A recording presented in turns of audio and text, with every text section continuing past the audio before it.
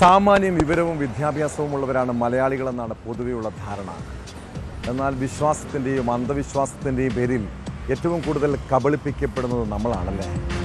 കൊല്ലം പുത്തൂരിൽ ജ്യോത്സ്യൻ മുരാരി തന്ത്രി എന്ന രാജൻ ബാബു 16-കാരിയെ ലൈംഗിക പീഡനത്തിന് ഇരയാക്കിയത് ബാധ ഒഴിപ്പിക്കാനെന്ന പേരിലാണ്. കേസിൽ റിമാൻഡിലുള്ള പ്രതിയെ കസ്റ്റഡിയിൽ വാങ്ങാൻ ഒരുങ്ങുകയാണ് അന്വേഷണ സംഘം.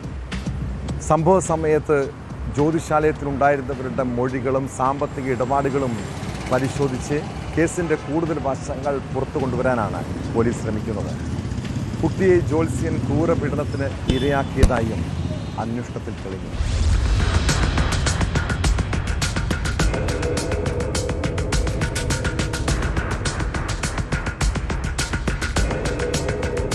കൊല്ലം പുത്തൂരിൽ 16-കാരിയെ ലൈംഗിക പീഡനത്തിന് ഇരയാക്കിയെന്ന കേസിൽ പ്രതിയായ മുരാരി തന്ത്രി എന്ന രാജൻ ബാബുവിനെ പോലീസ് ഉടൻ കസ്റ്റഡിയിൽ വാങ്ങും.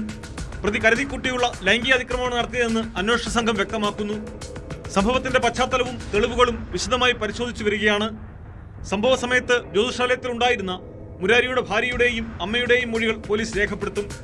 കേസുമായി ബന്ധപ്പെട്ട കൂടുതൽ വിവരങ്ങൾ ലഭ്യമാക്കുന്നതിനും സംഭവത്തിൽ വ്യക്തത വരുത്തുന്നതിനുമാണ് ഇവരുടെ മൊഴിയെടുക്കുന്നത്.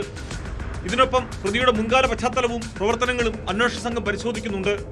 പ്രതിയുടെ സാമ്പത്തിക ഇടപാടുകളിലും അന്വേഷണം പുരോഗമിക്കുന്നു.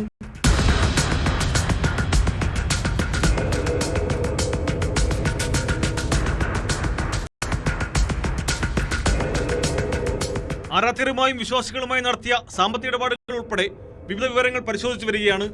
തെളിവുകൾ ശേഖരിച്ചതിന് പിന്നാലെ നിയമ നടപടികൾ ശക്തമാക്കുമെന്ന് പോലീസ് അറിയിച്ചു. 2 ദിവസം മുൻപായിരുന്നു രാജൻ ബാബു 16-കാരി ഉപദ്രവിച്ചത്. പോക്സോ വകുപ്പുകൾ ചുമത്തി അറസ്റ്റിലായ പ്രതി റിമാൻഡിൽ കഴിയുകയാണ്.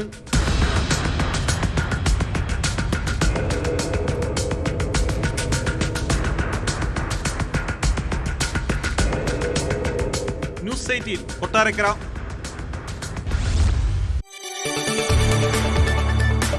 കൂടുതൽ വാർത്തകൾക്ക് news 18 Keralam YouTube channel subscribe ചെയ്യുക.